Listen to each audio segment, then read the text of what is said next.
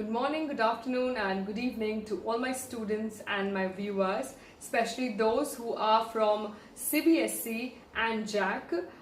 You all know that those who follow me, you all know that we are doing the chapter The Interview, which is from the book Flamingo, and that is prescribed to the JAC and CBSE syllabus of English course, the subject English core. So those who don't know me, my name is Daraksha Aftab and I teach the book Flamingo, especially the prose, only the prose, the stories, the short stories of that book. So without wasting any further time, let us begin.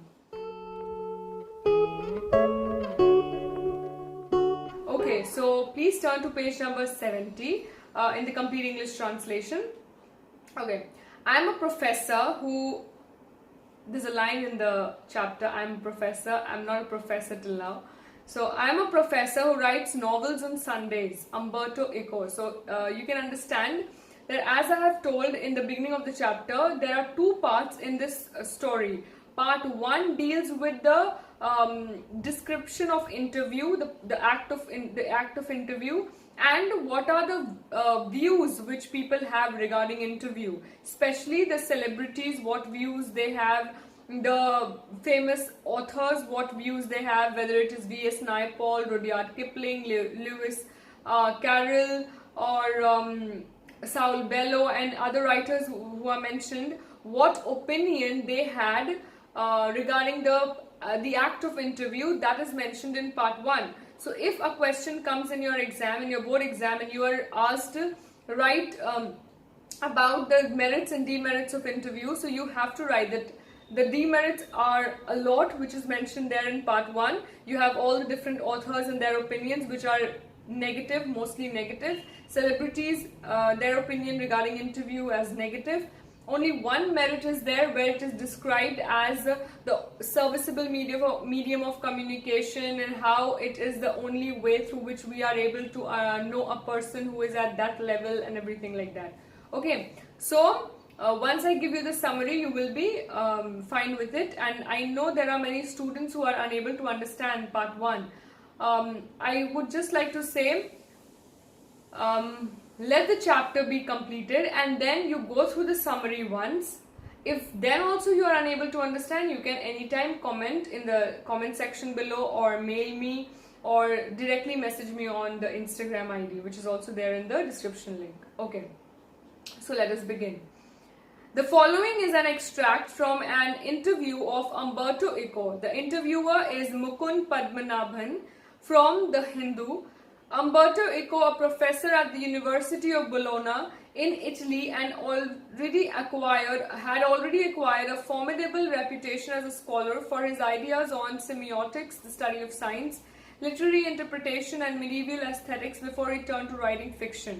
So now please understand this one thing. This chapter will appear kind of boring. Why? Because इस chapter में एक interview का act को describe किया गया है, specially part 2 में, जहां पर इंटरव्यूअर इंटरव्यूई से क्वेश्चन पूछ रहा है, वो उसको जवाब दे रहा है. So as a teacher I too find this chapter a bit boring, but I'll try to make it as interesting as possible. So please bear with me and please study this chapter because it might come in your exam. Okay, so just let us see. हम लोग धीरे धीरे आगे बढ़ेंगे and then we'll try to make it interesting as well. Okay, so देखो क्या होता है कि जब इंटरव्यू चल रहा है तो यहाँ पर जो इंटरव्यू कर रहा है वो होता है इंटरव्यूअर, जो इंटरव्यू दे रहा है वो कौन होता है? इंटरव्यूई. सो जनरली जो इंटरव्यू दे रहा है वो फेमस पर्सनालिटी होता है. Either he or she belongs to films or business world or politics or anything related to literature, art, anything like that. जरूर फेमस होता है या फिर फेम टच कर रहा होता है. Then only the interviewer asks him certain questions.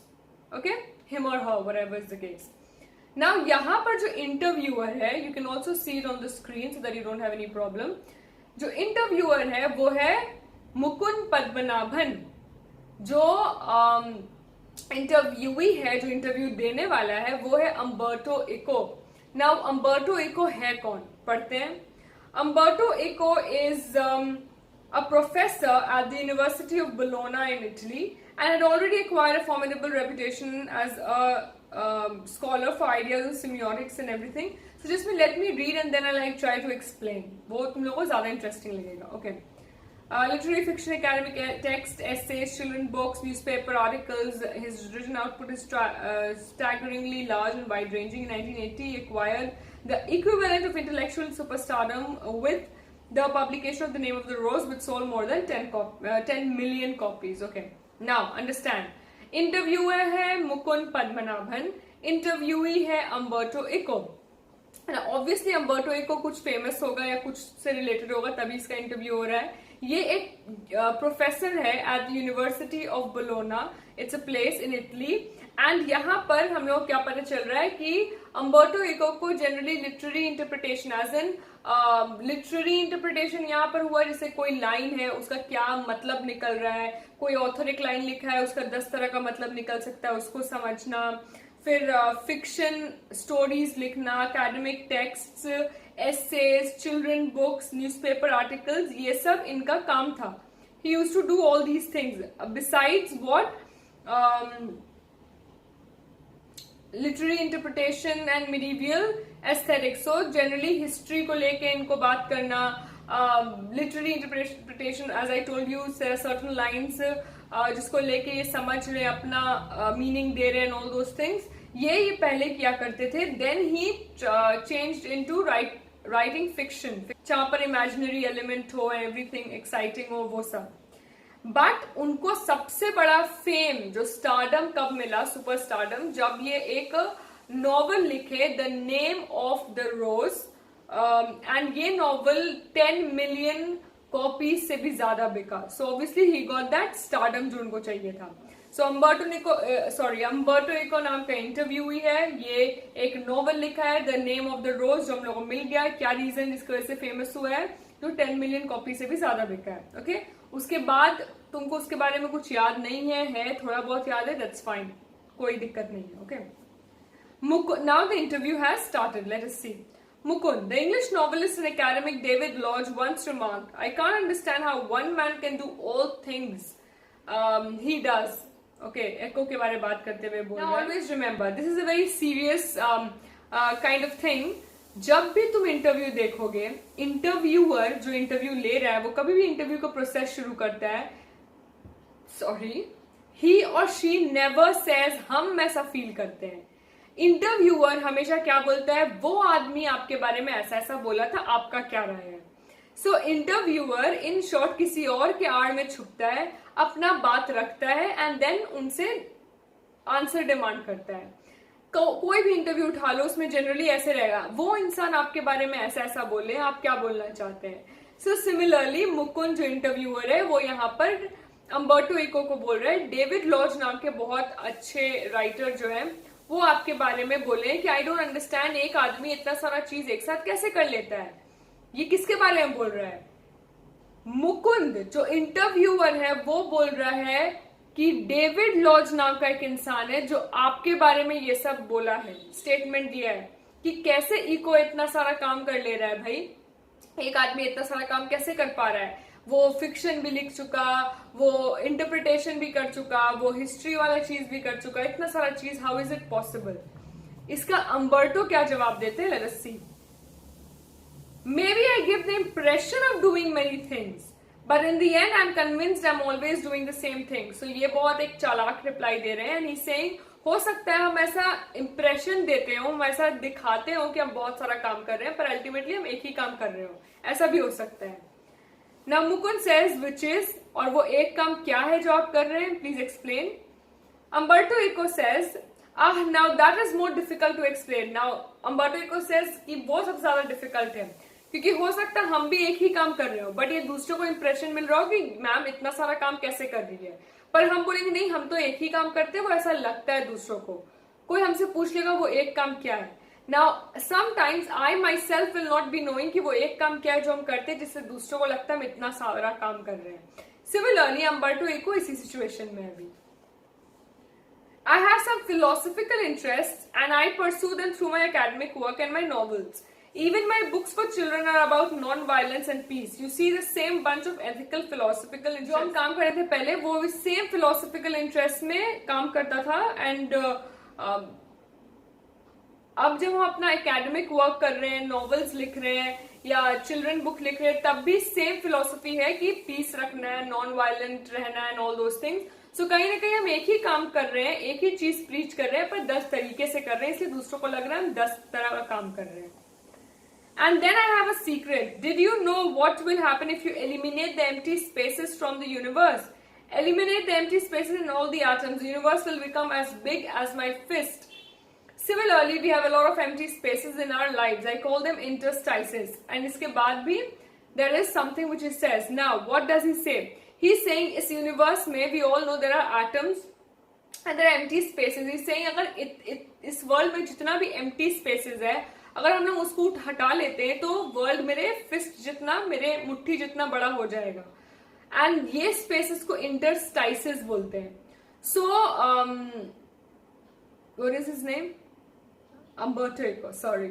So Umberto Eco is saying that अगर ये सारा स्पेस को हटा दिया जाए तो यूनिवर्स बिल्कुल छोटा हो जाए. सिमिलरली जैसे इंटरस्टाइसेस है, जैसे एम्प्टी स्पेसेस है यूनिवर्स में, सिमिलरली जब से कोई भी अगर हमको बोलता है कि हम आपसे मिलने आ रहे हैं, तो वो जब तक वो इंसान लिफ्ट से लेके मेरे घर वाले फ्लोर तक नहीं पहुंचता है, तब तक हम टाइम वेस्ट करने के बजाय आई राइट एन आर्टिकल. हमको इतना जल्दी याद आ जाता है कि हम एक आर्टिकल लिख लेते हैं, तो हम उस स्पेस को यूज कर रहे हैं कहीं ना कहीं, हम उस स्पेस को बर्बाद नहीं कर रहे. According to Umberto Eco, see what he says. I work in empty spaces while waiting for your elevator to come up from the first to the third floor. I have already written an article, and he laughs.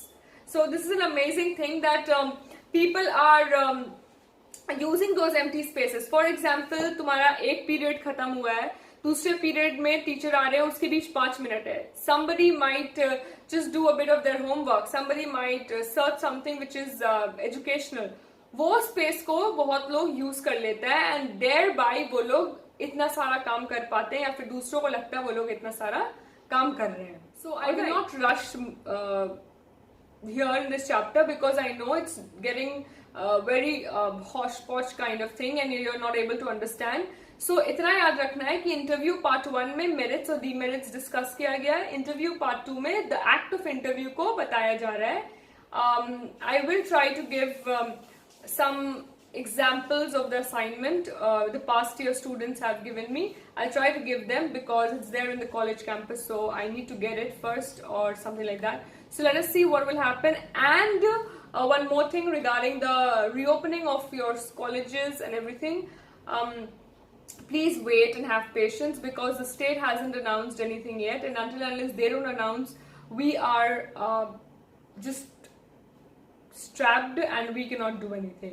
So just keep doing your assignments because it's already September. You have around 4 to 5 months left for your boards. I'm not trying to scare you, but keep practicing, and at the end of the year or at the beginning of your boards, you will be prepared to answer your boards properly.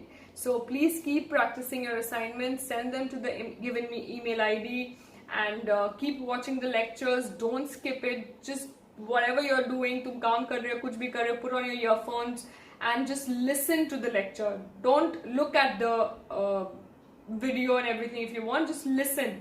Let your ears hear what is being taught, so that it will be easy for you all to understand the chapter and then do your assignment. Okay, so thank you so much. We'll meet again soon. Till then, please take care of yourself and be safe.